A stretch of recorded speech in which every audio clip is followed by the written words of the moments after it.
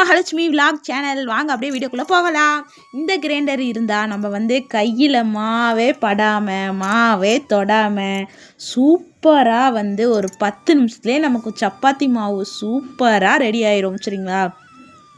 இந்த கிரைண்டர் வாங்கும் போதே இந்த மாதிரி கொடுப்பாங்க. அதை வந்து மாட்டிக்கோங்க. மாட்டிக்கிட்டு அப்புறம் வந்து கொஞ்சம் வந்து உப்பை வந்து தண்ணியில் நல்லா கரைச்சிக்கோங்க. நல்லா கரைச்சிட்டு அப்படியே வந்து ஊற்றிக்கோங்க. சரிங்களா? ஊற்றிட்டு அப்புறம் கோதுமை மாவு வந்து போட்டுக்கோங்க. எண்ணெய் ஃபஸ்ட்டே வந்து நல்லா தடவி விட்டுக்கோங்க கிரைண்டரில். சரிங்களா? போட்டு விட்டிங்கன்னா கிரைண்டர் சுற்றிக்கிட்டே இருக்கும். சுற்றும் போது உப்பு தண்ணி ஊற்றிக்கோங்க. அப்புறம் தண்ணீர் ஊற்றிக்கோங்க. அப்போ எண்ணெய் ஊற்றுங்க. சரிங்களா? எண்ணெய் ஊற்றுனீங்கன்னா மாவு வந்து நமக்கு ஒரு 10 நிமிஷத்தில் சப்பாத்தி மாவு சூப்பராக சாப்பிட்டா ரெடி ஆயிரும்.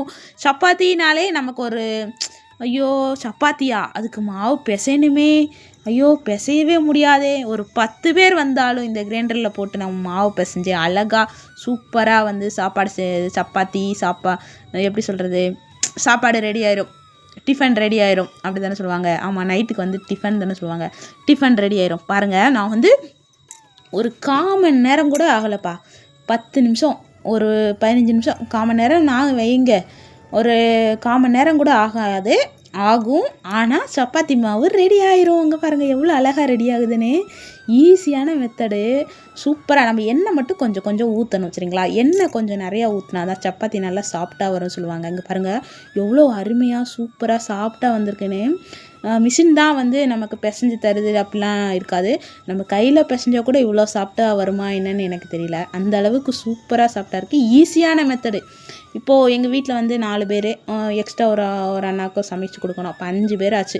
5 பேருக்கு நான் வந்து 1/2 கிலோவுக்கு மேலே வந்து மாவு போட்டு வச்சுருக்கேன். சரிங்களா? இப்போ நம்ம வீட்டில் ஒரு 10 பேர் வராங்கன்னு வச்சுக்கோங்க. 1 கிலோ மாவை போட்டு ஒரு 10 நிமிஷத்தில் இந்த மாதிரி மாவு பிசைஞ்சு எங்கே பாருங்க கையில் ஒட்டவே இல்லைப்பா. சூப்பராக கிரைண்டரே சுத்தமாக கழுவி வந்த மாதிரி வந்தாச்சு.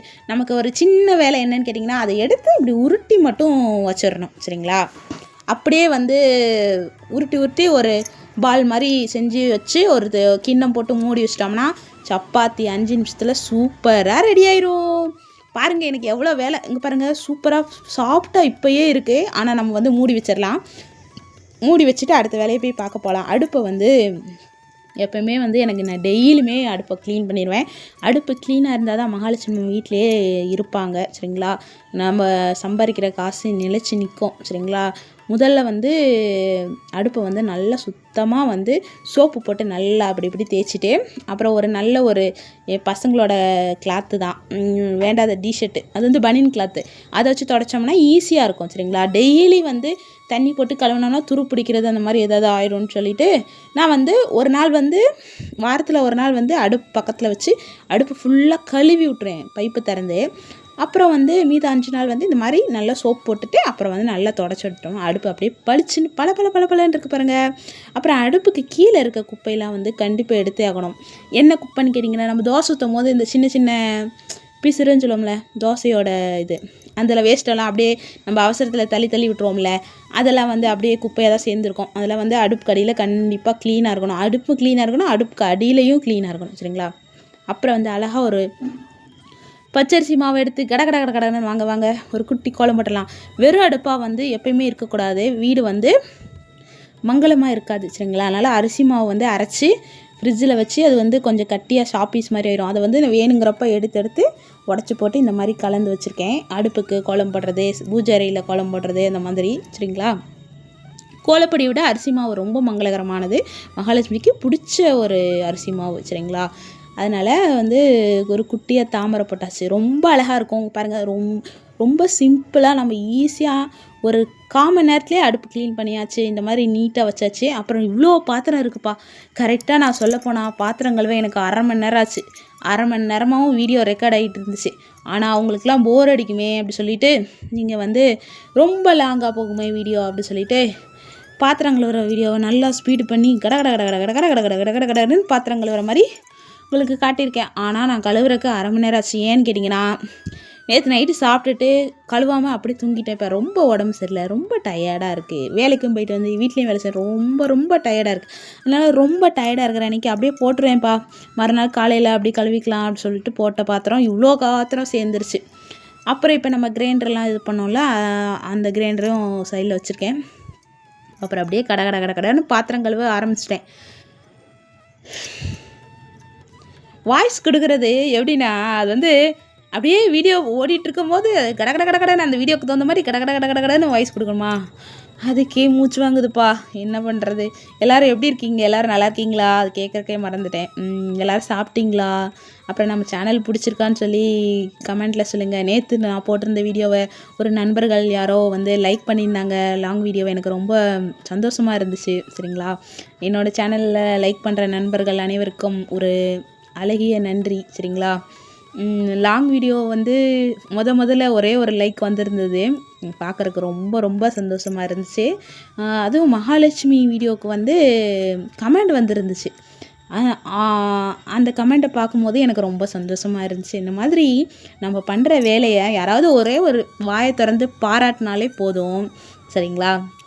அந்த பாராட்டுறதுக்கு ஒரு நல்ல மனசு வேணும் தானே.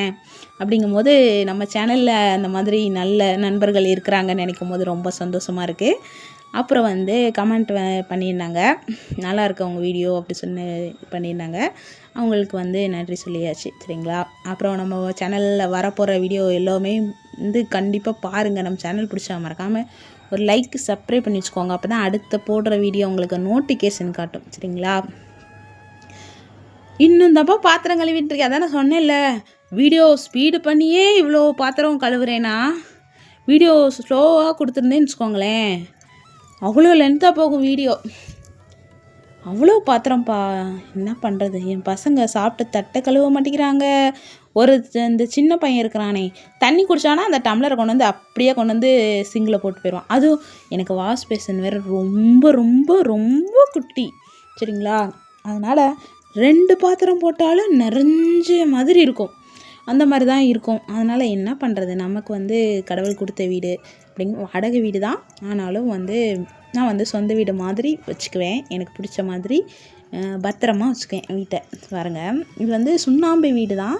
நான் வந்து இந்த அடுப்பு வைக்கிற இடத்த மட்டும் லைட்டாக பெயிண்ட் அடித்து வச்சுருக்கேன். ஏன்னா சுண்ணாம்பு வெள்ளை கலராக இருக்கா, ஏதாவது குழம்பு கொட்டினாலும் ரொம்ப வந்து கரையாட்டு தெரியுது. சாம்பார் கொட்டினாலும் தோசை கொட்டினாலும். அதனால் வந்து பெயிண்ட் அடித்து வச்சுருக்கேன். நம்ம என்னைக்காச்சும் வீட்டை விட்டு காலி பண்ணி போகும்போது திரும்பி சுண்ணாம்பு அடித்து கொடுத்துட்டு போயிடலாம் அப்படி சொல்லிட்டு. நாங்கள் போக மாட்டோம். நாங்கள் இந்த வீட்டுக்கு வந்து ராசியான வீடு. நான் வந்து என் சின்ன பையன் வந்து 2 மாத குழந்தைக்கு இருக்கும் போது நாங்கள் இந்த வீட்டுக்கு வந்தோம். இன்றைக்கி என் சின்ன பையனுக்கு 11 வயசு. அப்போ நாங்கள் வந்து இந்த வீட்டுக்கு வந்து 11 வருஷம் ஆச்சு. சரிங்களா? ஆனால் ராசியான வீடு.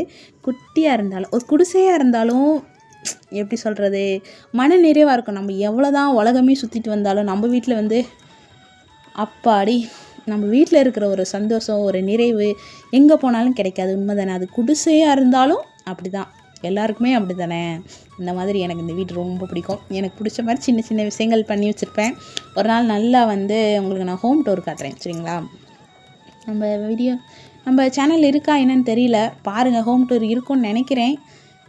இன்னொரு நாள் கண்டிப்பாக வந்து உங்களுக்கு நான் ஹோம் டூர் கண்டிப்பாக காட்டுறேன். அப்புறம் பாருங்கப்பா, அப்படியே வந்து பாத்திரத்தை கடன்னு கழுவியாச்சுப்பா. இது வந்து மாவு காலியாகிடுச்சு. இட்லி மாவு இல்லைப்பா. எனக்கு வந்து இந்த கிரைண்டரில் வந்து இட்லி மாவு பக்குவமாக அந்த உளுந்தை போட்டு அப்படி ஆட்டுவாங்கள்ல, அது வந்து எனக்கு ஆட்ட தெரியாதுப்பா. அது வந்து பழகிக்கலான் இருக்கேன். தோசைக்கு ஆட்ட தெரியும், ஆனால் இட்லிக்கு எனக்கு ஆட்ட தெரியாது. அப்புறம் வந்து இந்த கிரைண்டர் வந்து என்ன கம்பெனின்னு கேட்டிங்கன்னா பட்டர்ஃப்ளை. சரிங்களா? 5000 ரூபா ரேட்டுக்குள்ளே தான் நினைக்கிறேன். ஆமாங்க, வாங்கி ஒரு 3 மாதம் தான் ஆச்சு. சரிங்களா? எனக்கு ரொம்ப நாளாக கிரைண்டர் வாங்கணும்னு ஆசை. சின்ன ஆசை. அந்த லிஸ்ட்டில் வந்து கிரைண்டரும் இருந்தது. அதனால் வந்து நான் கஷ்டப்பட்டு வேலை செஞ்ச காசு சேர்த்து வச்சு 5000 ரூபா கொடுத்து இந்த கிரைண்டர் வாங்கினேன். இந்த கிரைண்டரில் வந்து தேங்காயும் துருவிக்கலாம். இன்னொரு நாள் நான் வந்து தேங்காய் துருவி உங்களுக்கு நான் வீடியோ தரேன். தேங்காய் துருவிக்கலாம், மாவும் அரைச்சிக்கலாம், இந்த மாதிரி சப்பாத்திக்கு மாவும் பிசைஞ்சிக்கலாம். பரவாயில்ல, ஒரே கிரைண்டரில் வந்து இத்தனை 3 வேலை செய்யும். அதனால் வந்து எனக்கு பார்த்தோன்னே பிடிச்சிச்சு. ஒரு பீஸ் தான் இருந்துச்சு. என் தங்கச்சி பார்த்த உடனே எனக்கு ஒரு கிரைண்டர் இதே மாதிரி இருக்கான்னு கேட்டா கடையில். அவங்க சொல்லிட்டாங்க ஸ்டாக் இல்லைங்க, இனிமேல் தான் வரும் அப்படின்ட்டாங்க. அதனால் நான் மட்டும் வாங்கிட்டு வந்துட்டேன். சரிங்களா? எங்கே வாங்கினேன்னு கேட்டிங்கன்னா நான் பல்லடத்தில் வாங்கிட்டு வந்தேன். சரிங்களா?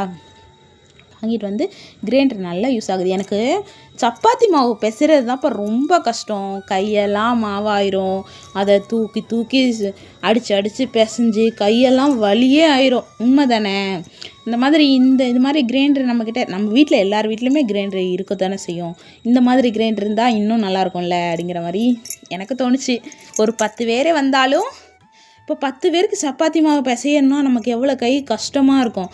ஆனால் இந்த கிரைண்டர் இருந்தால் 10 நிமிஷத்தில் 20 நிமிஷத்தில் சப்பாத்தி மாவு சூப்பராக சாப்பிட்டா பிசைஞ்சிடலாம். வாங்க அப்புறம் வந்து சப்பாத்தி மாவுக்கு என்ன வைக்க போகிறேன்னா சிக்கன் கிரேவி. Super combination. அடுப்பை வந்து பற்ற வச்சுட்டு குக்கரை ஊற்றி எண்ணெய் ஊற்றி நான் வந்து வெளியே போகிறேன்னு சொல்லி அவசரமாக சமைச்சதுனால வந்து குழம்பு வீடியோ எடுக்கல. உங்களுக்கு நான் சொல்கிறேன், இதை வந்து நோட் பண்ணிக்கோங்க. குக்கரில் எண்ணெய் ஊற்றி சோம்பு, பட்டை, கிராம்பு, லவங்கம் எல்லாம் போட்டுக்கோங்க. எல்லாம் போட்டு நான் வந்து சிம்பிளாக தான் செய்வேன், ஆனால் டேஸ்ட்டு செம்மையாக இருக்கும். குழம்பு சட்டியே காலி ஆயிடுச்சு சரிங்களா. அந்த மாதிரி செம்ம டேஸ்ட்டாக ஒரு கிரேவி செஞ்சேன். சப்பாத்தி கிரேவி சூப்பராக இருக்கும் காம்பினேஷன். எங்கள் வீட்டுக்கார் திடீர்னு சிக்கன் கிரேவி கேட்டாங்க. சரி, நான் சிக்கன் கிரேவி வைக்க போகிறது இதாகிடுச்சு. அப்போ நான் சப்பாத்தி செஞ்சுறேன்னு சொல்லி சப்பாத்தி சிக்கன் கிரேவி சரிங்களா. அப்போ வந்து எண்ணெயில் வந்து நான் சொல்கிறேன், நீங்கள் வந்து நோட் பண்ணிக்கோங்க. எண்ணெயில் சோம்பு, பட்டை, கிராம்புலாம் போட்டுக்கிட்டிங்களா? போட்டதுக்கப்புறம் கருவேப்பிலையை நல்லா ஒரு கொத்து போட்டுட்டு கழுவி வச்ச சிக்கனையும் போட்டு ஒரு 1/2 கிலோ தான் சிக்கன் வாங்கியிருந்தோம். சிக்கனையும் போட்டு மஞ்சள் தூள், சிக்கன் மசாலா, கரம் மசாலா, எல்லா மசாலாவும் ஒரு ஸ்பூன் போட்டுக்கோங்க. அப்புறம் என்னென்ன நான் அரைச்சி வச்சுருக்கேன்னு சொல்லி கடன்னு சொல்கிறேன். ஏன்னா வீடியோ கொஞ்சம் ஸ்பீட் பண்ணி விட்ருக்கேன், அதனால் வந்து உங்களால் நோட் பண்ணுறதுக்கு கஷ்டமாக இருக்கும். தேங்காவையும் சோம்பும் இருக்குல்ல, சோம்பையும் ஒரு மிக்ஸி ஜாரில் அரைச்சி வச்சுருக்கேன் சரிங்களா. இன்னொரு ஜாரில் வந்து தக்காளியும் கொஞ்சம் பொட்டுக்கடலையும் அரைச்சி வச்சுருக்கேன் சரிங்களா. அப்போ தான் நம்மள கிரேவி கிடைக்கும் சரிங்களா. நமக்கு குழம்புனா தண்ணி ஆயிரும். கிரேவி வந்து சப்பாத்திக்கு, தோசைக்கு கிரேவினா அப்போ கொஞ்சம் பொட்டுக்கடலை போடுங்க சரிங்களா. அப்புறம் இன்னொரு ஜாரில் இப்போ நான் ப்ளூ கலர் ஜாரில் வந்து சின்ன வெங்காயத்தை மட்டும் நல்லா நிறைய 1/2 கிலோ உரித்து அரைச்சி வச்சுருக்கேன். இந்த மாதிரி 3 மிக்ஸி ஜாரில் அரைச்சதை எல்லாத்தையும் ஊற்றி கடன்னு கிளறிட்டு அப்போ வந்து உப்பு போட்டு நல்லா வலது கையில் தான் நல்லா டேஸ்ட்டு பார்த்தேன். சூப்பராக இருந்துச்சு. அப்புறம் வந்து குழம்புக்கு அடுப்பு பற்ற வச்சு குழம்பு வச்சு விட்டு இந்த சைடு சப்பாத்தி போட ஸ்டார்ட் பண்ணியாச்சுப்பா. டைம் ஆயிடுச்சுப்பா. அதனால் வந்து சப்பாத்தி பாருங்கள் அவ்வளோ சாஃப்டாக வருது. நிஜமாகவே சொன்னால் நம்ப மாட்டீங்க. நம்ம கையில் பிசைஞ்சால் கூட இவ்வளோ சாஃப்டாக வராது. அந்த அளவுக்கு சூப்பராக சாஃப்டாக வந்துச்சு. எல்லோரும் சாப்பிட்டிங்களா? உங்கள் வீட்டிலலாம் என்னென்ன சமையல் ஏதாவது பேசுங்கப்பா சரிங்களா. வீடியோ பிடிச்சிருக்கு, பிடிக்கல, மகா நாளைக்கு இந்த சமையல் கொடுங்க, நாளைக்கு இந்த குழம்பு ரெசிபி கொடுங்க, ஏதாவது ஒன்று பேசலாம்ல, பேசுங்க. கமெண்ட் பாக்ஸே சும்மா கிடக்குதுப்பா சரிங்களா. ஏதாவது பிடிச்சது ஏதாவது சொல்லணும் அப்படின்னு நினச்சிங்கன்னா கமெண்ட் பண்ணுங்கள் சரிங்களா. யாருமே நம்ம சேனலில் கமெண்டே பண்ண மாட்டேங்கிறீங்க. ரொம்ப மனசு கஷ்டமாக இருக்குது சரிங்களா. சரி, குழம்பு ரெடி ஆயிடுச்சு பாருங்கள். ஈஸியான சிக்கன் கிரேவி ரெடி. இந்த சைடு சப்பாத்தியும் ரெடி. வாங்க சாப்பிடலாம். வாழ்க வளமுடன். அனைவருக்கும் நல்லதே நடக்கும். அடுத்த வீடியோவில் பார்க்கலாம். நன்றி.